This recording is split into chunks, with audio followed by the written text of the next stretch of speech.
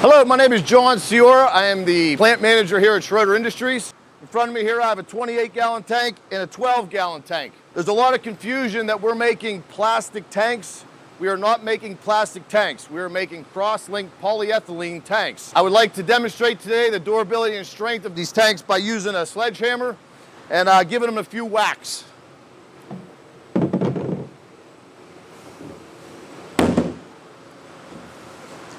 So this is our 28-gallon tank.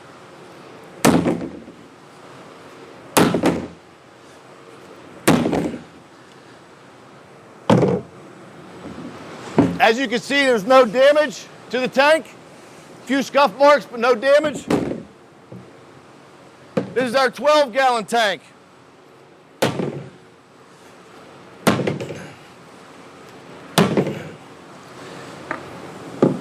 Again, no damage to the tank, a few scuff marks, but hope that clarifies the strength and durability of our tanks. Thank you. That's pretty sweet.